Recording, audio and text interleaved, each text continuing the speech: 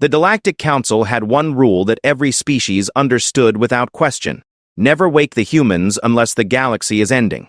For 300 years, humanity had slumbered in their distant corner of space, content to tend their impossible garden worlds where gravity crushed bones and radiation melted flesh. The Council had learned to call these nightmare planets Deathworlds, after the first diplomatic mission returned with only 2 survivors, both of whom spent months in therapy trying to forget the casual way humans lived alongside creatures that could tear apart starships. But now, as the Zephyrian Armada swept through system after system, turning entire civilizations into cosmic dust, the Council faced a choice that made their collective blood run cold. They could watch the galaxy burn, or they could send a message to Earth with 3 simple words: please help us. What they didn't expect was humanity's response.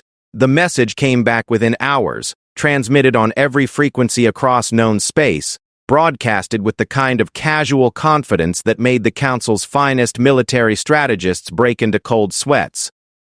Dreadnoughts en route. Stand clear. The last time humans had built something they called a dreadnought, they had accidentally cracked their own moon while testing the engines. That was for a mining vessel. This time, they were building ships for war. Ambassador Kelith's forearms trembled as she reviewed the final draft of the message that would either save the galaxy or doom it entirely. The crystalline surface of the communication chamber reflected her pale blue skin, made even paler by 3 sleepless rotations spent debating whether to take this desperate step. Around the circular chamber, representatives from 47 civilizations sat in tense silence. The Veltar delegation huddled together, their feathered heads drooping with exhaustion. The Mechanical Collective's representatives stood motionless, their optical sensors dimmed to conserve power for their vast computational networks that had been calculating probable outcomes for days. Even the prideful Zirian Empire's ambassador had his scaled head bowed in defeat. 3 months ago, they had been the most powerful alliance in known space. The Galactic Council controlled trade routes spanning 12,000 light-years, commanded fleets that numbered in the millions, and maintained peace through a careful balance of diplomacy and overwhelming technological superiority. Their combined military might had ended wars before they began and kept the peace for over 6 centuries. Now they were refugees in their own capital. The first reports had seemed impossible.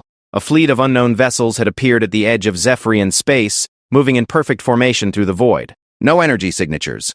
No response to communication attempts. No warning before they began systematically destroying everything in their path. The Zephyrians, a peaceful trading people known for their beautiful crystal gardens and complex philosophical debates, had tried to negotiate. Their envoys approached the mysterious ships with gifts and offers of cultural exchange. The response was immediate and absolute. The entire Zephyrian home system was reduced to cosmic dust in less than 6 hours. 17 billion souls, gone without explanation or mercy. The attackers didn't even slow down. That was when the Council realized they weren't dealing with conquerors or pirates. These beings, whoever they were, weren't interested in resources or territory. They seemed driven by one simple goal that chilled every sapient being to their core: complete extinction of all life in the galaxy. The probability calculations are complete, announced Construct Prime Nexus, the lead representative of the Mechanical Collective. Its voice was a harmonic blend of electronic tones that somehow conveyed deep weariness despite being generated by quantum processors. Current defensive strategies yield a survival probability of 0.0031%. Enemy advancement continues at constant velocity. Complete galactic sterilization estimated in 4.7 standard years. Ambassador Vex of the Zirian Empire slammed his clawed fist against his chair's armrest. There must be something we haven't considered. Our ancestors conquered half the galaxy before forming this council. We've faced extinction events before and survived. Not like this, whispered Captain Mora of the Stellar Navy, the council's premier military force.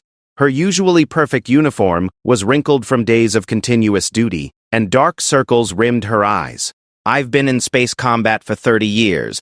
I've seen pirates, raiders, civil wars, territorial disputes. This is different.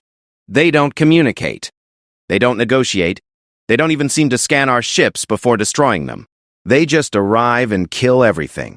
She activated a holographic display showing the enemy's advancement through the galaxy. Red markers indicated destroyed systems, with new ones appearing every few hours as updated reports came in from the few survivors who managed to escape the slaughter. "Look at the pattern," Captain Mora continued, her voice barely above a whisper. "Perfect spacing between their fleets. No wasted movement. No detours for strategic resources or population centers. They're not conquering. They're exterminating system by system with the efficiency of someone following a predetermined plan." The display showed an expanding wave of destruction that would reach the Council's core worlds within 18 months. Mathematical projections indicated that even their most heavily defended systems would fall within days of first contact. Ambassador Kelleth forced herself to speak, though her voice cracked with emotion. "Which brings us to our final option." She gestured toward the communication array that dominated the center of the chamber. "The quantum burst transmitter is ready. We have enough power for one message to reach Earth through the hyperspace barrier they maintain around their territory." Silence stretched through the chamber like a physical thing. Everyone present understood the implications. Humanity had withdrawn from galactic politics 300 years ago after what historians carefully called the misunderstanding.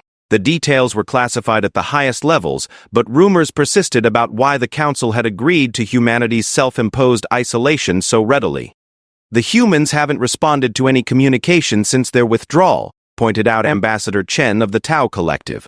"Our xenologists believe they may have entered a technological stasis period, focusing entirely on their internal development. They might not even maintain interstellar communication capability anymore. Or they might have advanced beyond our ability to comprehend," added Dr. Yeline of the research cast, her tentacles writhing nervously. "The few probe missions that approached their space detected energy readings that our instruments couldn't properly measure, and that was 50 years ago. If they've maintained their historical rate of technological advancement," she didn't need to finish the thought. Human advancement had always followed an exponential curve that terrified other species. While the rest of the galaxy improved their technology incrementally over millennia, humans seemed to revolutionize their entire civilization every few decades. "Construct Prime Nexus," processed for several seconds before speaking. "Historical analysis indicates a 67.4% probability that human military capability has increased by a factor of at least 10,000 since their withdrawal.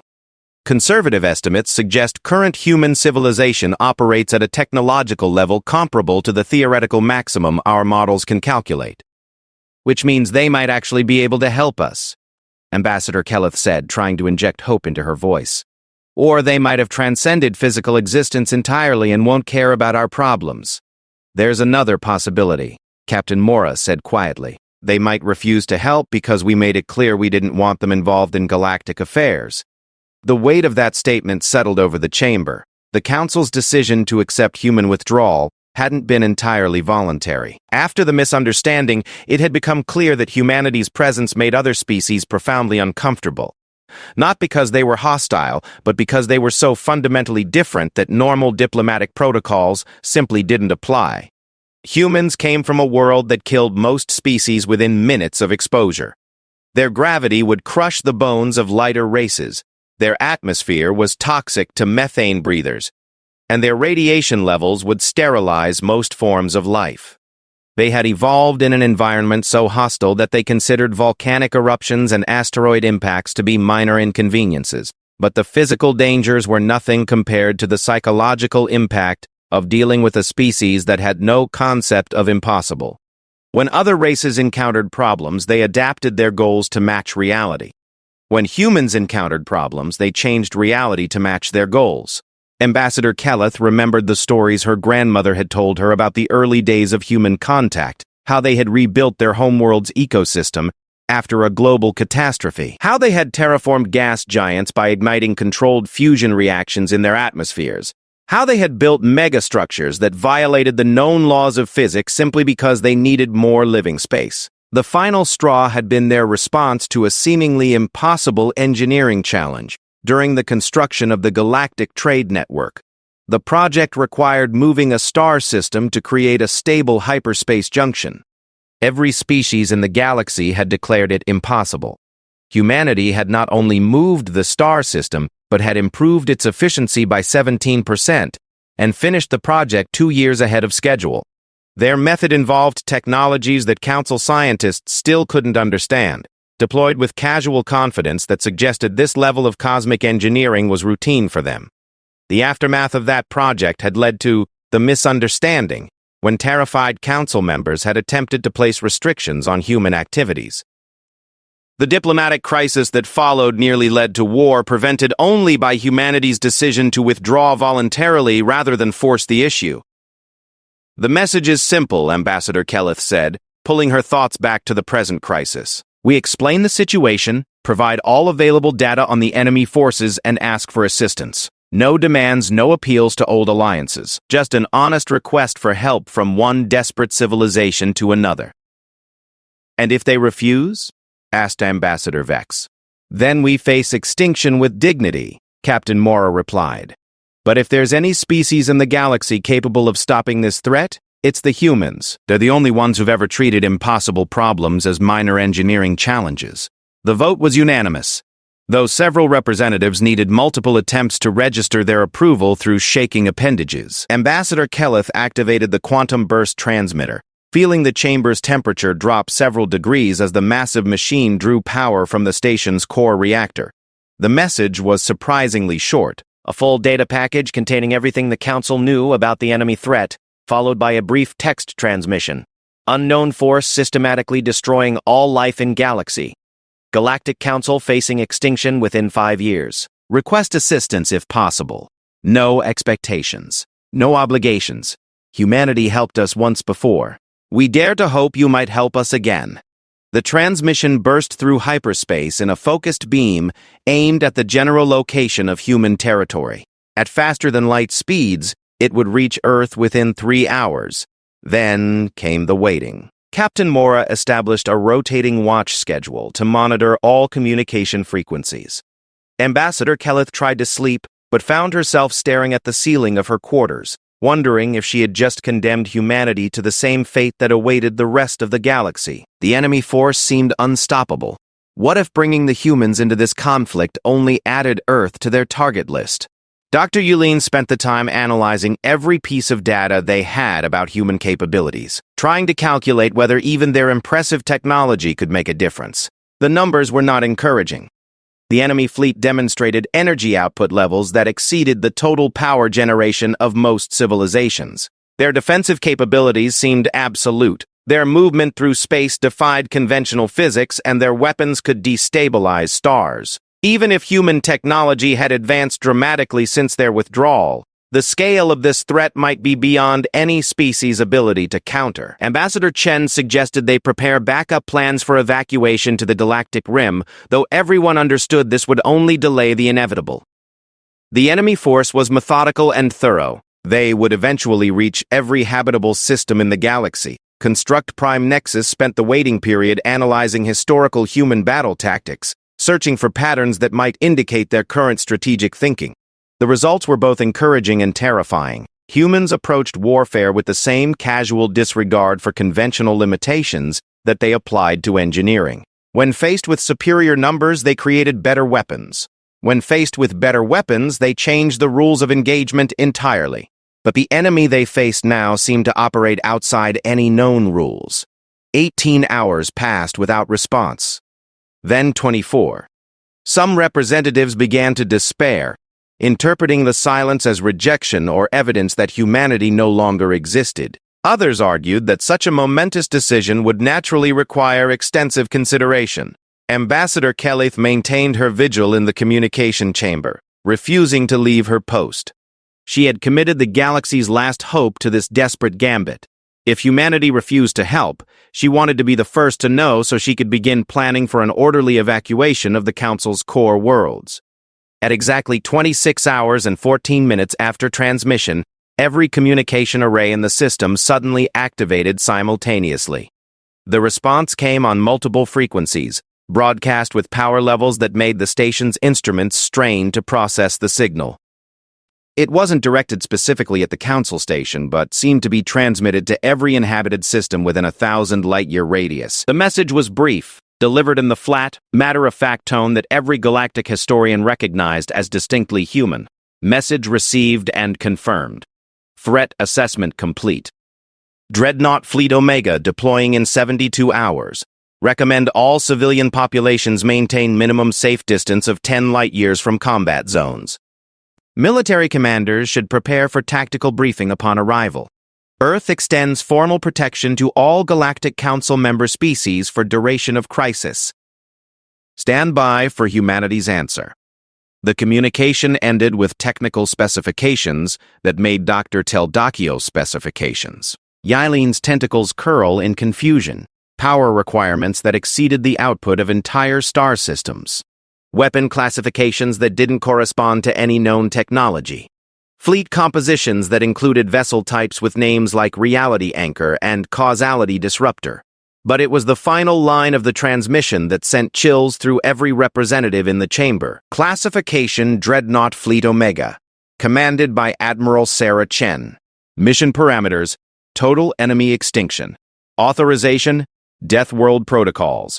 Fully activated. Ambassador Kelleth collapsed into her chair, relief and terror warring in her mind.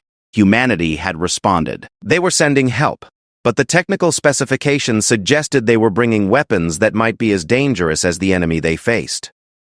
Captain Mora was already preparing tactical briefings for her officers, though she suspected their entire strategic doctrine would need to be rewritten once they saw what human military doctrine had evolved into during their isolation. As reports began arriving from across the galaxy, one pattern became clear. The enemy fleet had stopped advancing. After months of relentless forward movement, every hostile vessel had suddenly halted their destruction and assumed defensive positions. It was as if they had received the same message as the Council and were preparing for something they actually considered a threat. For the first time in months, Ambassador Kelleth allowed herself to hope that maybe, just maybe, they had chosen correctly. The humans were coming, and even an enemy that seemed unstoppable was apparently taking notice.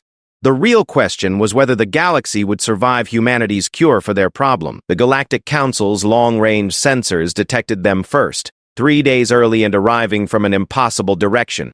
Instead of approaching through normal hyperspace lanes, the human fleet simply appeared at the edge of the system, emerging from what their instruments could only describe as folded space-time. Captain Mora stood in the Council's primary command center, watching her sensor operators struggle to make sense of the readings streaming across their displays. "Ma'am, I'm showing massive gravitational distortions across a sphere approximately 1 light-hour in diameter. Whatever they're doing is affecting local space-time in ways our physics models can't account for." "How many ships?" she asked, though part of her dreaded the answer. "The energy signatures were unlike anything in their databases." "That's the problem, Captain. We're not reading individual vessels. It's like scanning a single enormous object with internal structure too complex for our instruments to resolve. Mass readings are, well, they don't make sense. Either our equipment is malfunctioning, or we're looking at artificial structures with densities that should collapse into black holes." Ambassador Kelleth joined them in the command center, her diplomatic training warring with barely controlled panic. She had hoped for a rescue fleet. The readings suggested something far more ambitious and terrifying. "Open a communication channel. Standard diplomatic protocols." "Ma'am," the communication officer said hesitantly. "They're already transmitting. Broad spectrum, multiple languages, including some we haven't heard in centuries. It's like they have complete records of every species' communication preferences. The main display activated, showing the image of a human female in what appeared to be a military uniform. Her dark hair was pulled back in a functional style, and her brown eyes held the kind of calm confidence that came from absolute certainty in one's capabilities. Captain Mora found herself involuntarily straightening her posture. "This is Admiral Sarah Chen of the Earth Defense Force, commanding Dreadnought Fleet Omega. We have received your request for assistance and are prepared to begin combat operations. I need to speak with whoever has operational command of Council military assets." Captain Mora stepped forward, acutely aware that she was about to make first contact with humanity's military leadership. "Admiral Chen, I'm Captain Mora of the Stellar Navy. I have tactical command of all Council defensive forces in this sector." Admiral Chen's expression didn't change, but something in her eyes suggested she was processing far more information than a simple introduction. "Captain Mora." Your service record indicates competent leadership under standard engagement parameters. However, this situation requires protocols outside normal military doctrine. I need you to understand what you're about to witness. Admiral, we appreciate any assistance you can provide. Our analysts estimate the enemy force includes approximately 40,000 vessels, with firepower exceeding anything we've previously encountered. 43,217 vessels, Admiral Chen corrected with casual precision, plus approximately 800 support structures that appear to be mobile shipyards. Total enemy force mass, roughly equivalent to dismantling 12 solar systems and converting the matter into weapons platforms. The command center fell silent.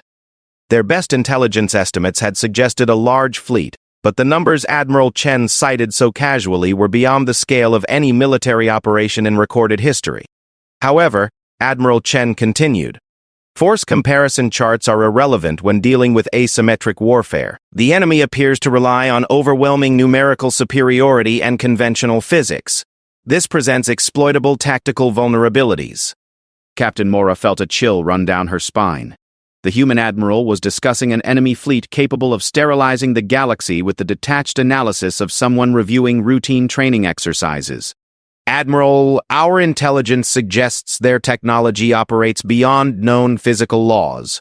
Their weapons can destabilize stars, their defenses seem impenetrable, and they've demonstrated FTL capabilities we can't explain. Admiral Chen nodded thoughtfully. Standard post-scarcity civilization development path. They've achieved mastery of conventional matter and energy manipulation, but remained limited by three-dimensional thinking. Common evolutionary bottleneck.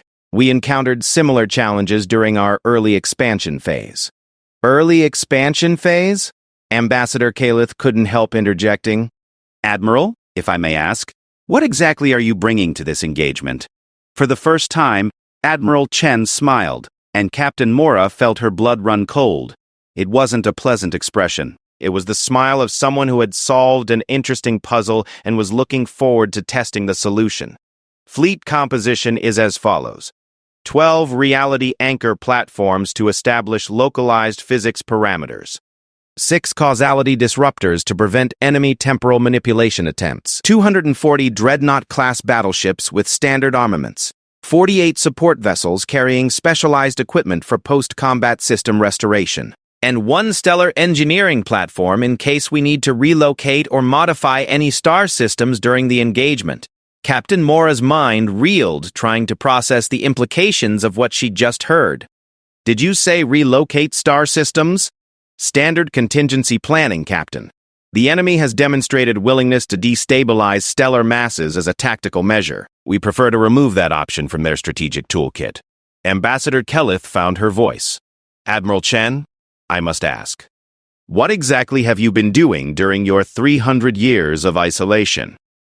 Admiral Chen's expression became unreadable. Growing up, Ambassador. Humanity spent its first few thousand years learning to survive on a single hostile world. We spent the next few centuries learning to survive in a hostile galaxy. The last 300 years we've been learning to thrive in a hostile universe. She gestured off-screen, and the display changed to show an external view of the human fleet.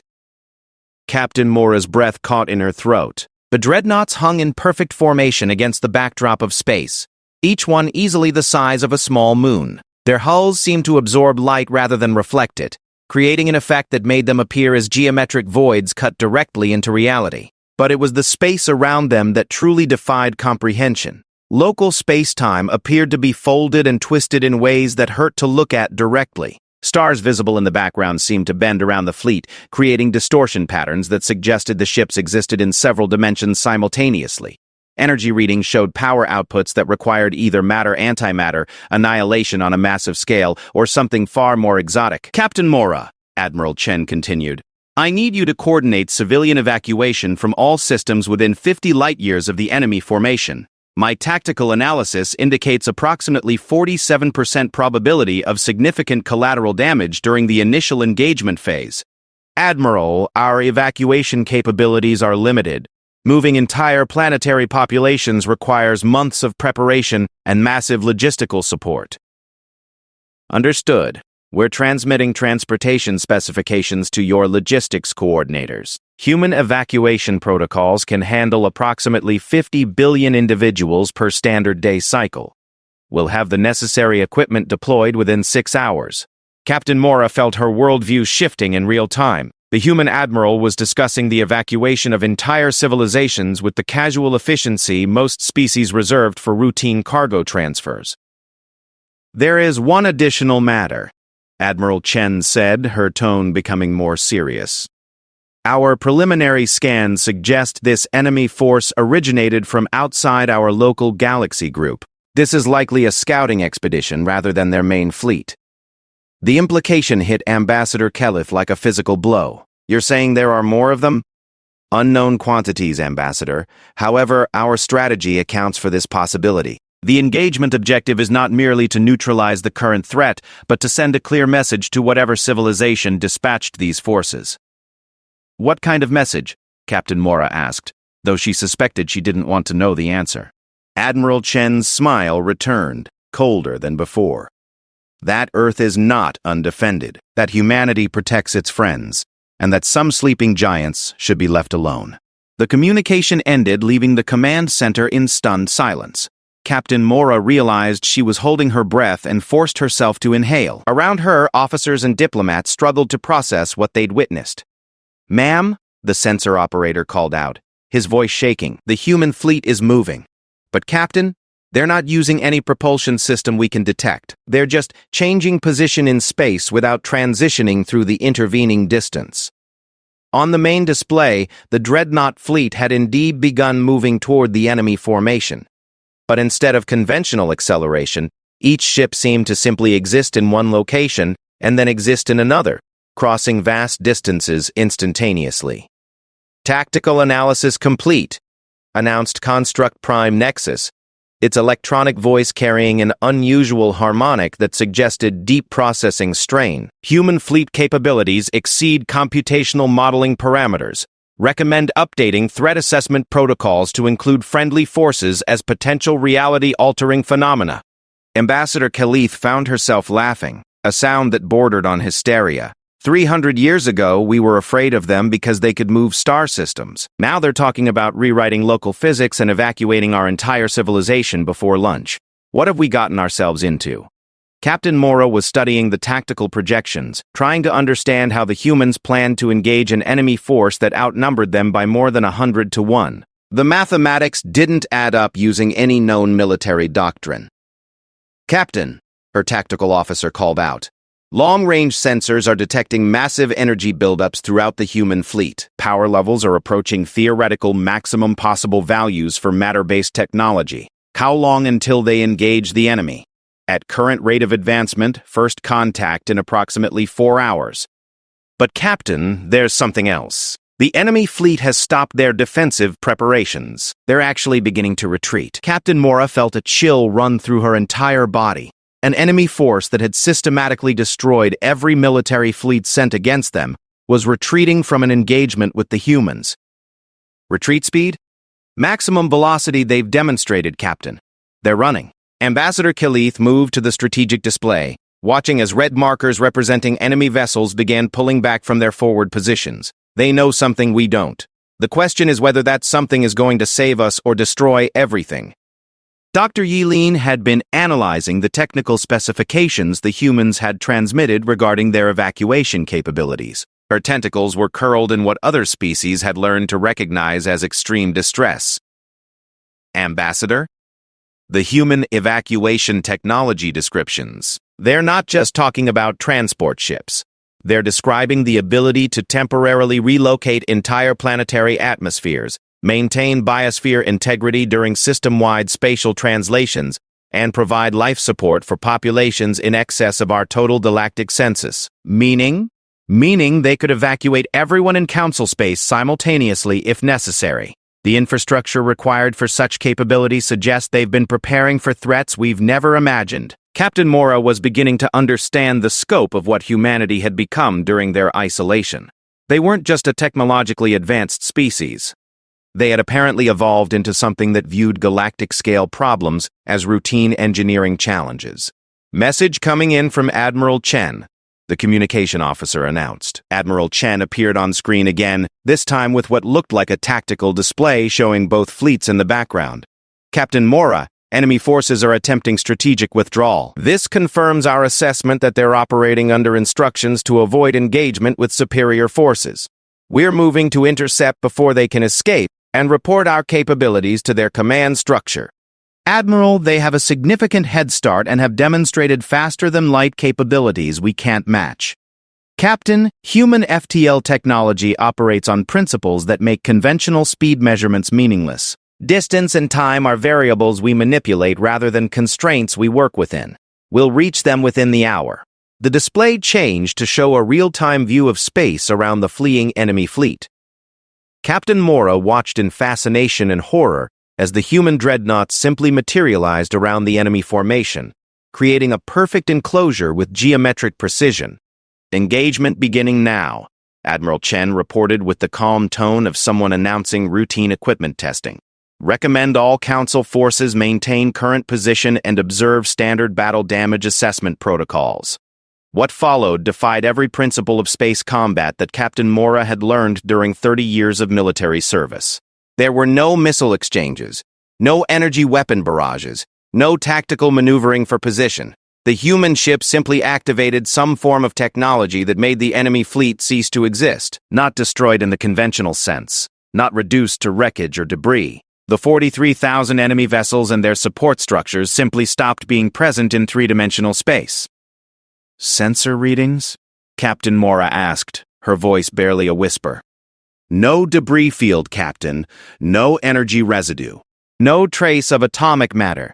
It's as if they were never there.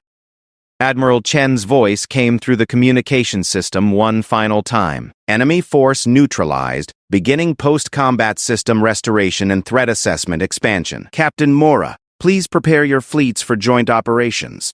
Our analysis indicates this was indeed a reconnaissance mission. The main enemy force will likely respond to their scouts' disappearance within the next 6 months. Admiral, what do you need from us? Time, Captain.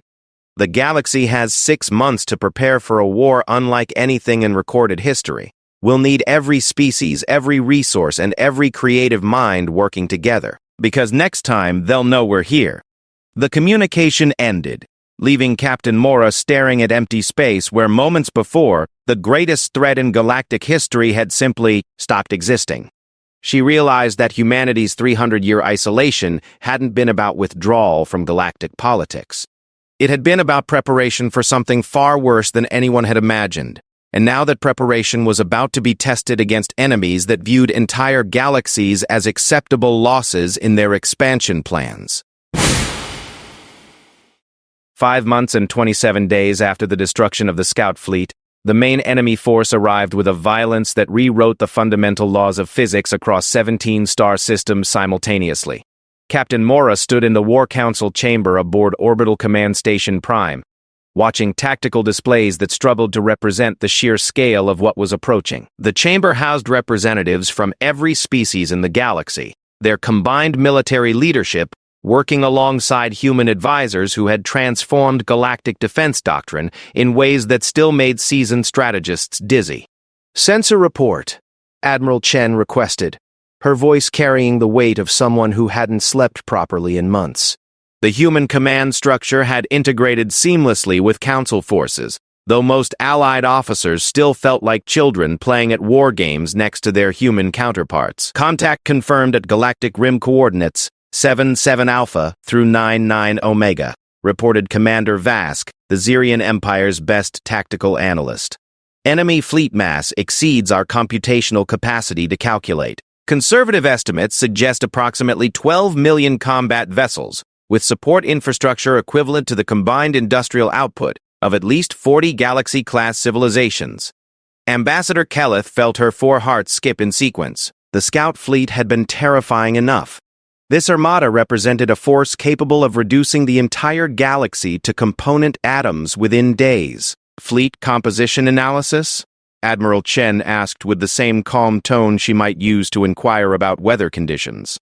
Unknown vessel types in the millions, Admiral. Energy signatures that don't correspond to any known technology. Some of their larger ships are registering mass readings comparable to gas giant planets. And Admiral, Commander Vask paused, his scales shifting to the color pattern that indicated severe distress. They're not approaching through normal space. They're somehow moving through dimensions we can't detect, emerging directly into our reality at multiple points simultaneously. Dr. Yileen's tentacles writhed as she processed the incoming data streams. Admiral Chen, their technology appears to have advanced significantly since the Scout Fleet engagement. They've adapted somehow, learned from our initial contact. Admiral Chen nodded thoughtfully. Expected evolutionary response.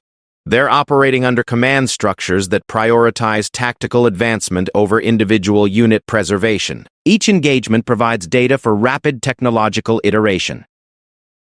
Which means they know how we destroyed their scouts, Captain Mora said grimly. More importantly, Captain, it means they've committed resources to countering our demonstrated capabilities. This level of response indicates we represent a genuine threat to their long-term strategic objectives. Ambassador Kalith couldn't help asking, is that good news or bad news? Admiral Chen's smile was sharp enough to cut steel. It's validation, Ambassador. They wouldn't have brought this level of force unless they considered us capable of stopping them. The question now is whether their assessment is accurate. The tactical display updated with new contact reports. The enemy fleet wasn't simply approaching as a single massive formation. They were emerging from their dimensional transit system at hundreds of locations throughout the galaxy simultaneously, creating a coordinated attack pattern that would hit every major population center within hours. Admiral, Commander Nexus Prime announced its harmonic processors struggling with the computational load. Enemy tactical pattern suggests they intend to eliminate all galactic civilization simultaneously rather than risk prolonged engagement with human forces. Scorched galaxy doctrine, Admiral Chen mused. Logical approach when facing an unknown military capability. Eliminate the entire strategic environment rather than attempt to match superior technology. Captain Mora felt her blood run cold. They're going to try to sterilize everything at once. Attempt being the operative term, Captain. Human strategic planning has accounted for this possibility. Admiral Chen activated the primary command interface, her fingers moving across holographic controls with practiced efficiency. All Council forces implement Defensive Protocol Omega-7. Human fleet elements initiate full-spectrum reality stabilization across all target zones. What followed challenged every observer's understanding of what was physically possible. Throughout the galaxy, human dreadnoughts began activating technology that had been quietly deployed during the 5 months of preparation. Reality anchor platforms, devices that Captain Mora still couldn't fully comprehend.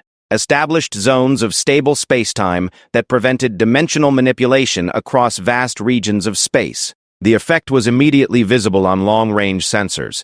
Enemy fleets attempting to emerge from their dimensional transit system found themselves forced back into normal three-dimensional space, their tactical advantage negated by human technology that simply refused to allow alternatives to standard physics. First engagement zone, Vega Sector. Admiral Chen reported as if she were narrating a training exercise. Enemy force strength approximately 200,000 vessels. Human response. Dreadnought Group Alpha 7 through Alpha 15. Captain Mora watched the tactical display show 9 human ships approaching an enemy fleet that outnumbered them by more than 20,000 to 1. By every principle of military strategy she'd ever learned, this should have been a massacre. The engagement lasted 14 seconds. When the sensor readings stabilized, 200,000 enemy vessels had been reduced to expanding clouds of elementary particles, while the 9 human dreadnoughts remained completely undamaged and were already moving toward the next enemy concentration. How? Ambassador Kalith whispered, staring at the impossible results scrolling across her displays. Admiral Chen answered without taking her attention away from the overall battle coordination. Post-scarcity weapon technology, Ambassador. When your civilization advances beyond resource limitations, warfare becomes a matter of applied physics rather than industrial capacity. We're not fighting them with bigger guns. We're fighting them with better understanding of how reality works. More engagement reports flooded in from across the galaxy. Human forces were meeting enemy fleets with numerical disadvantages that would have been considered suicidal. and winning with casualty rates that defied statistical analysis. But it was the scale of the victories that truly revealed how far humanity had advanced during their isolation. "Report from Andromeda Junction," Commander Vask announced, his voice carrying a tone of disbelief. "Human stellar engineering platform has successfully relocated the entire star system to prevent enemy fleet from using it as a strategic position. Estimated time for system relocation, 17 minutes.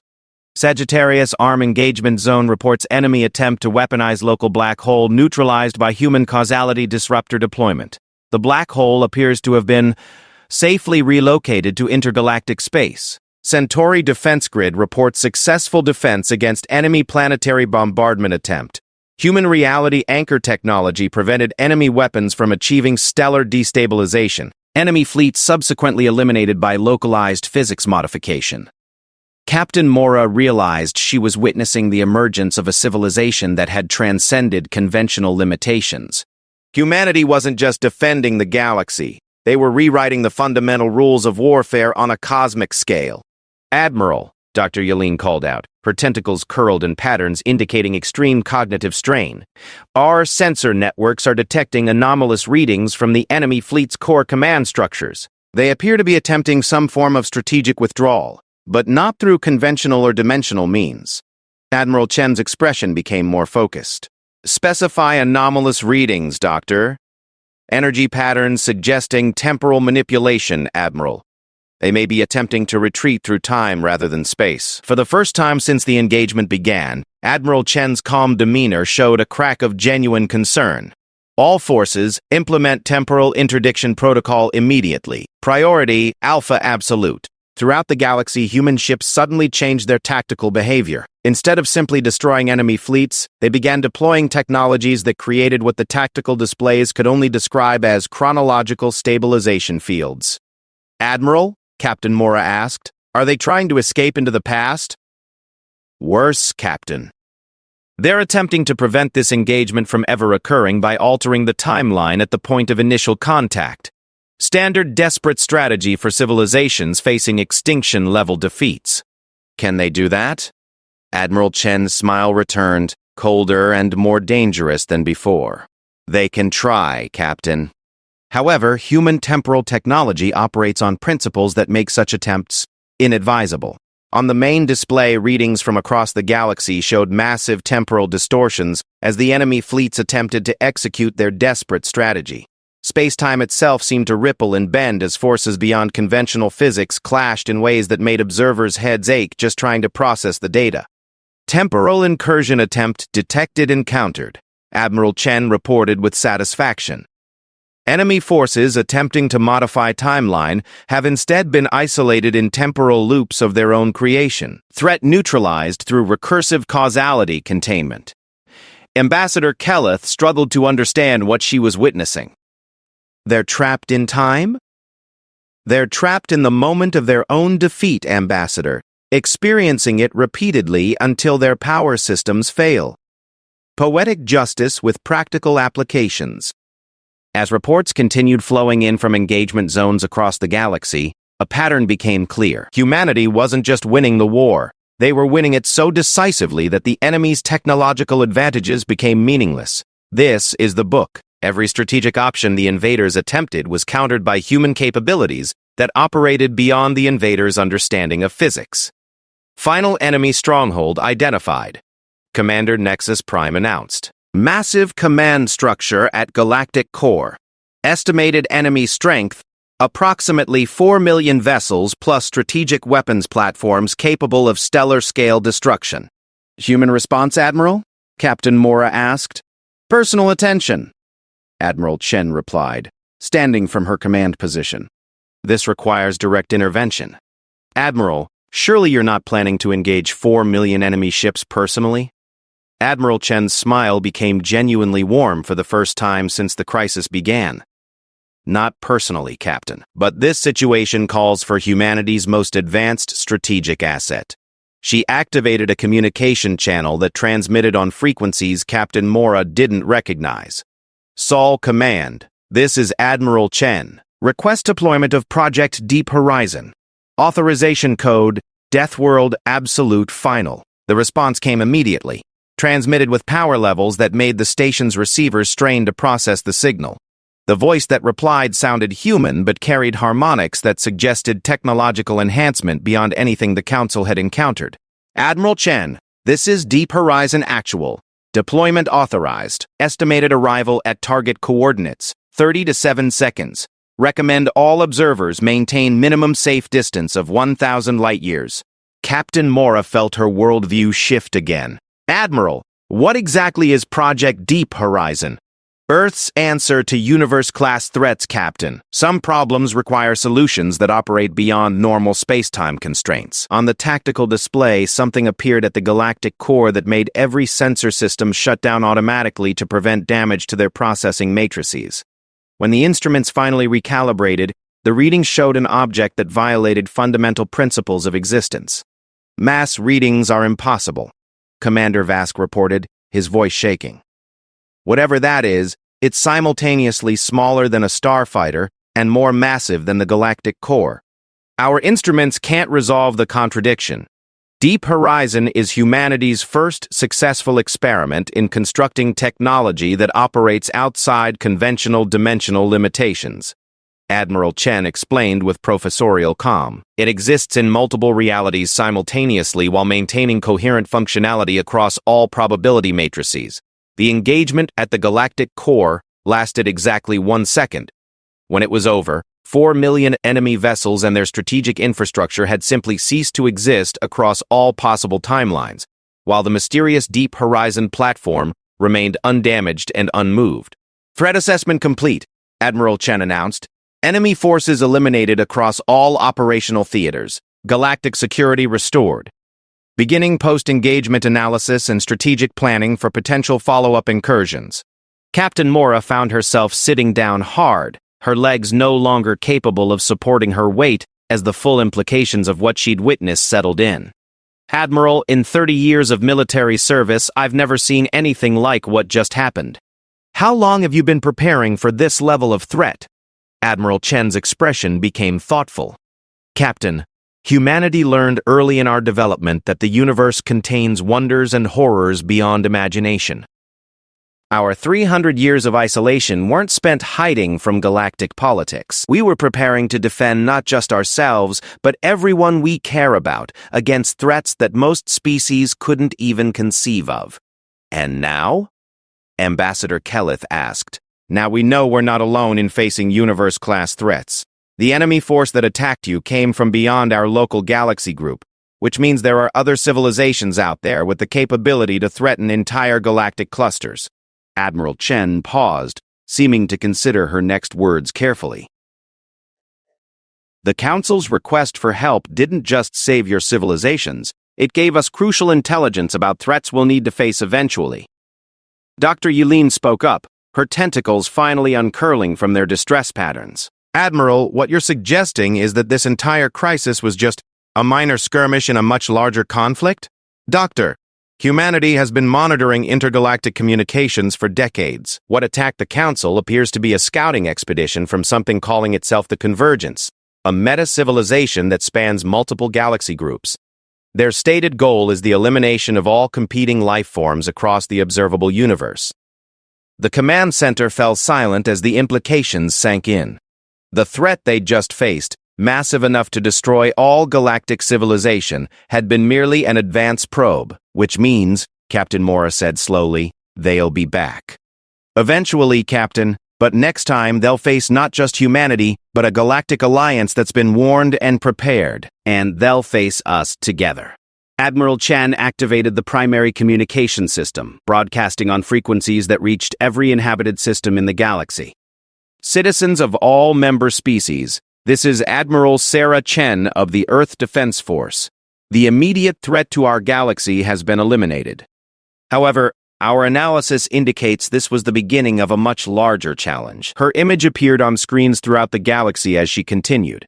Humanity formally invites all Council species to participate in the Galactic Defense Initiative. We will share our technology, our strategic knowledge, and our commitment to protecting all life in this galaxy. Together, we will prepare for threats that span the stars themselves. The age of isolation is over. The age of cooperation begins now, because when they come back, they'll find not scattered, vulnerable civilizations, but a unified galactic community defended by the combined might of every species working together. Earth has never forgotten that we are all children of the same cosmic neighborhood. Today, we proved that neighbors protect neighbors, no matter the cost. Ambassador Kayleith felt tears running down her cheeks as she realized what Admiral Chen was offering. Not just protection, but partnership. Not just military alliance, but technological advancement that would elevate every species in the galaxy to levels they'd never imagined possible.